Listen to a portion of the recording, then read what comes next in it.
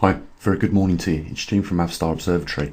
I thought we'd cram a couple of things into this upload for you. So we're going to do the end of the month review after we've done the Earth Alpha at a glance. So starting with CO2, as you can see, it's the lowest for a good few months now. 418 parts per million was the recording we measured this morning with the equipment. As you can see, oxygen is at a nice healthy level of just under 21%, and then we've got the latitude and longitude of the magnetic North Pole that was measured on the 17th of this month. We've got radiation background at 0.016. I don't think that's altered at all over the last month. One thing that is notable is that the planet's erupting volcanoes are slowly dwindling down as the months go on. Again, you can see we're at 24 active volcanoes globally. The largest earthquake is 6.1 in Peru, and then we've got the muons per hour per square metre in the UK at 522, and the muons per square metre in Canada at 814. And again, big thanks to Kendall for bringing them to our attention. The sunspot numbers, I've just noticed, I haven't updated it.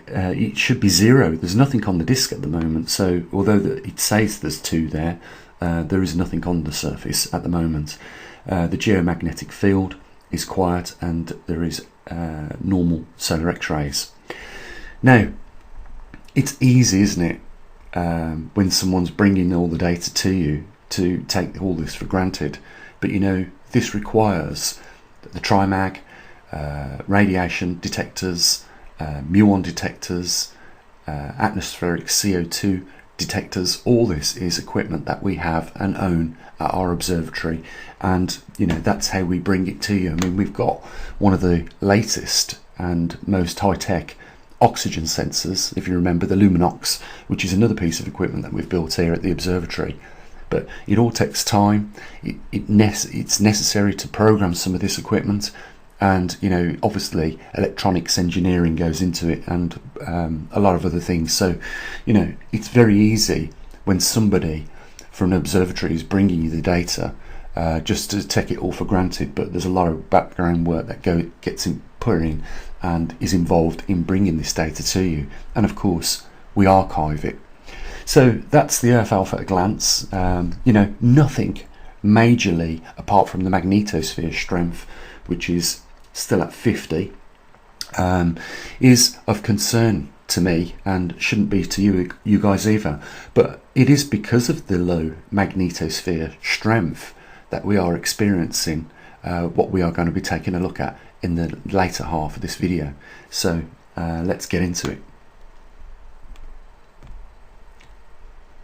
So I just wanted to go over what had been happening over the last month, and ask the question, what is responsible for what we are now witnessing, which is becoming a more common event. And it's not isolated to just countries that have monsoon seasons or rain seasons. This is now customary anywhere in the world, and we start with Belgium and Germany and other European countries within the last few weeks have been devastated by extreme levels of precipitation, rainfall, which has led to the destruction as what we're seeing right now.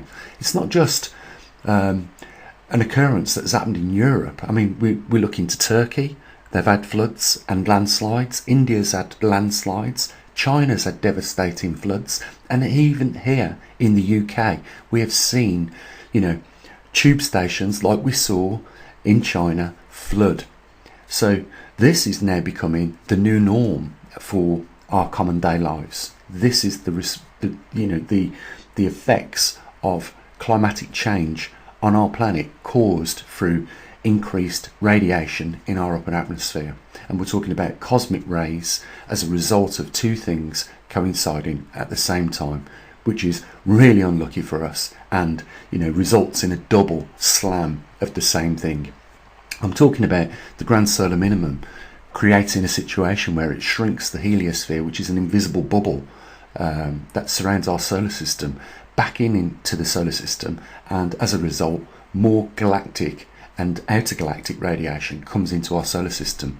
So we're not just fighting the effects of solar radiation, it's also galactic radiation that we're having to deal with. And what makes it double worse is that when our Earth goes through one of these rare geomagnetic events, the pole shift, what happens is it drives the strength of our primary protection down, and as a result of that, we get twice the amount of radiation inbound due to a solar minimum and at the same time a magnetic pole reversal. But this is really affecting a lot of people's lives, and in some cases devastates their lives. People in the blink of an eye lose everything they own and have worked for their entire lives. Now, any one of us could have been in this situation. Any one of us could have been one of those unfortunate people that drowned in these floods, or was caught up in these landslides where tens of people died, and it took them like a thief in the night. They was not aware until it had happened that it had actually happened. And you know what, I say this all the time, don't wait until an event takes place before you get yourselves a bug out bag prepared.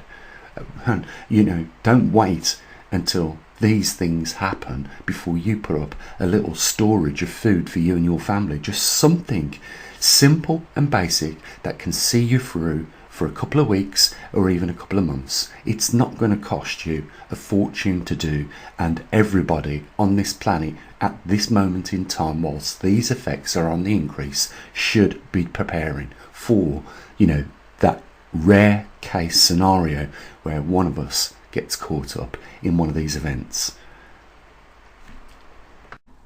Now, it's not just the damage to our personal belongings and the losses of our personal belongings that we are witnessing globally. One of the things that is going to become more apparent as the months go on is the losses of crops in Europe and other parts of the world. It's a serious matter, because with there being more people on this planet than there ever has done, we're talking close on 8 billion people, are we? We're not just seeing fires in America, fires in Canada, floods in Europe, floods in the UK, floods in China, floods in India, landslides in Turkey. All this also accounts to crop losses globally, and we're probably talking millions upon millions of tons. And it couldn't come at a worse time when we are faced with a shipping container shortage, canneries not being able to get the steel so that they can put their produce into cans and get them out into the shops that we all readily and most of us enjoy, just picking stuff off the shelves and not having to put all that hard work in collecting the food off the fields and sorting it out for logistics and stuff like that. We live in a time where we are going to start to see real shortages, and more so than what we have done, appearing in our local shops. And that is going to become a luxury that we once were as a species on this planet enjoying regularly. And like I say, these shortages are going to be noticed by us all in the coming months, and maybe closer towards next year. So crops being damaged, property being damaged, and all this is on the increase, and we can expect more of this to occur as the magnetic poles weaken and the sun still remains in an all-time low for the last good 400 years at least. So guys, with that, I'll end it here. I'll just mention briefly the link down there if you want to help support what we do here at the observatory. It's the last day of the month. It'd be great if we could raise a few bucks for the observatory.